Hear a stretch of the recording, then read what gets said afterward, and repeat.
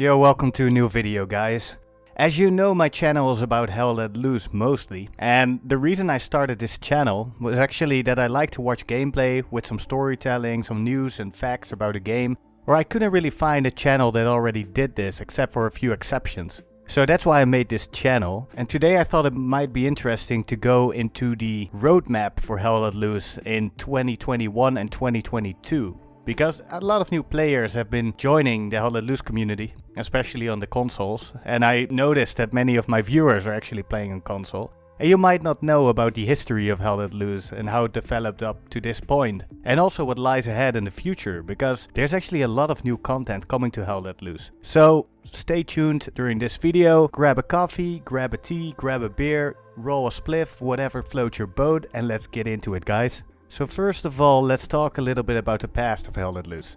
Because it initially came out as an early access game on the 6th of June 2019, the game went through a lot of changes actually. Every few months there was a big update. They made a lot of changes in the meta.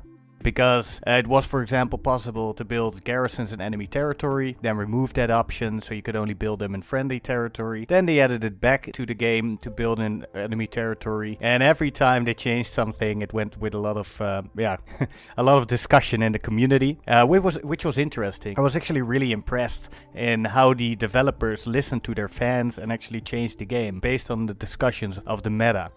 Also, there were a lot less maps, a lot less weapons. Also, there was, for example, no ballistics in the game, so no bullet drop, no bullet penetration. Also, there was a lot of stuff going on with the hitboxes, and there's been so many phases that Hell Let Loose went through until it released in July 2021, and we know it as the game it is now.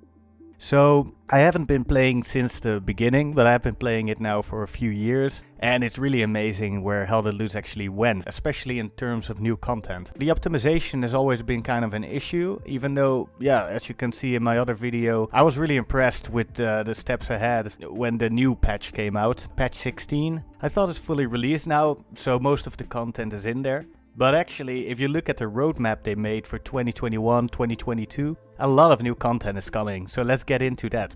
So here's a picture of the roadmap. As you can see, there's a lot of stuff planned. Although I have to admit, this is not a finalized kind of roadmap, they make a lot of changes along the way. But if you look at the previous roadmaps, most of the things they put on there have been realized. So the first thing on the roadmap is the FG42 weapon as a new weapon in the game. If I'm not mistaken, this was used by the German paratroopers, and it was kind of a limited weapon. Not too many of them have been produced. There's many other games that used to have them. If I remember correctly, games like Day of Defeat and stuff had them. Another weapon they're planning to add is a US trench gun, shotgun. There's no shotguns in the game. That can actually spice up the meta quite a bit.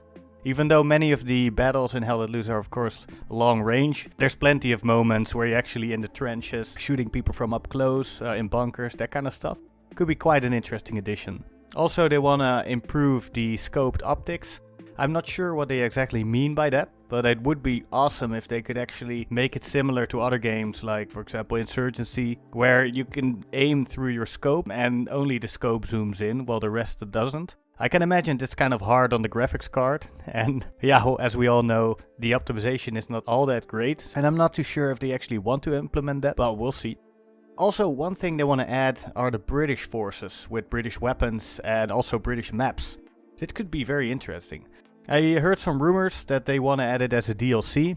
There was a lot of resistance in the community, but I mean, man, look how much time the developers actually put into this game. Of course, they can add it as paid DLC. I don't mind myself, to be honest. Also, the British forces have a lot of new interesting weapons, probably, like the Enfield. I heard rumors that one of the maps will be Operation Market Garden, which is actually in my country, in Holland. So that would be very interesting to play at. Not all current maps actually have all game modes, the offensive and warfare game modes. So the plan is also to make all game modes available for all maps. An interesting plan as well is they want to add night map variants for select maps, so you can use flares and stuff. I'm not too sure how that will turn out, because I played a lot of games. I mean, in modern warfare games, you can always use night vision and that kind of stuff. If you have played DayZ, especially the earlier versions of DayZ standalone, Man, this night is very dark and you can't see shit without flares or without night vision. I can't imagine they will do something like that in Hell Let Loose, but it's already very hard to see people as is, so I'm quite curious how they will go in the night map. They're also gonna add a few more tanks. Currently the tank meta is kind of strange and imbalanced because, yeah, basically heavy tanks, they dominate everything. They're gonna add a few more variants of tanks and balance out the armor aspect of the game. Apart from tanks, they're gonna add another interesting kind of vehicle, which is the half-track. They're very famous, of course, in the German army. The US also use them. And I've heard some rumors they're actually thinking of implementing it as a mobile spawn point. So that could actually interestingly change up the mechanics and the meta of the game. So I'm quite curious where that is going. It also is a very interesting kind of vehicle to have added in the game anyway, you know. The same goes for Jeeps, by the way. Recently there was a discussion on Reddit about that as well. It would be awesome if you're the commander and you can actually jump into a Jeep, drive around the battlefield. It's way easier to put some backup Garys up, which, as you might know, is an important role of the commander in most games. It could be interesting to have a machine gun on the Jeep as well and shoot people with it.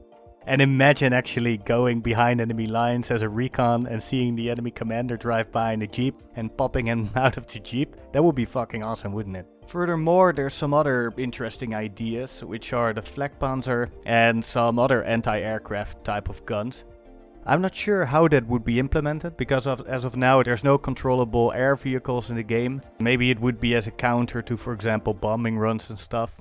I'm not too sure how that will actually turn out. And by the way, they're actually thinking of changing up the vehicle system anyway, in terms of damage, and yeah, they're always kind of tweaking the armor system, so I'm not sure where it's going. But yeah, I don't really play armor, it's too slow paced for me. One thing that many players are also waiting for is the campaign mode.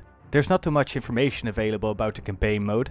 It could be similar to Rising Storm 2 Vietnam, for example, where they base it on the year that the battles took place. So the equipment that you use depends on the year the map plays in. It could also be more of a chronological kind of campaign style, but I don't think it will be a single player campaign at all, because it's very multiplayer focused, isn't it? There's also two other weapons that people are very interested in using, because they're gonna add some new update when it comes to fire. So they will add flamethrowers and Molotov cocktails. That could be a very interesting change up of the mechanics. Like, yeah, just blasting through bunkers, trenches. I'm very curious where that is going. I always thought flamethrowers would be a bit weak because it's quite a close range weapon. But if you look at Rising Storm 2 Vietnam, for example, it's actually a very strong weapon. Another thing that grabbed my interest was the addition of a bridge map. Because, I mean, every respectable World War II game has a bridge map, right? I don't know if it's easy to implement on the scale that Hell Let Loose's maps are, but we'll see how that goes. And there will also be two more additional Eastern Front maps added. And I have to say, these Eastern Front maps are one of my favorites now. I really like the atmosphere of these. Furthermore, there's going to be new loadouts in the future as well, so more weapons will be added. Yeah, there can never be enough, of course. It's very, very nice. I mean, many people are complaining about too many automatic weapons in the game. Well, yeah, I don't know, it's not historically accurate, but at the same time, I mostly use rifles and they work fine. They're stronger than in my opinion, than the SMGs and stuff anyway. And there's one more thing that really interests me. The thing that annoys me most about Hell Let Loose's meta currently is the artillery.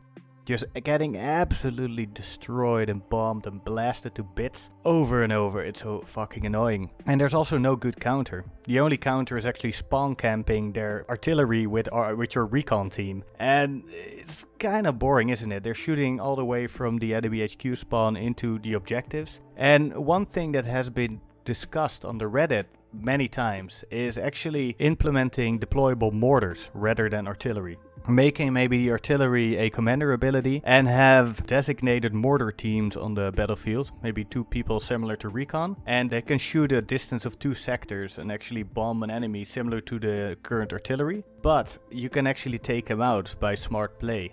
It would be a lot more balanced and interesting, and I mean mortars, yeah, they should be in a World War II game.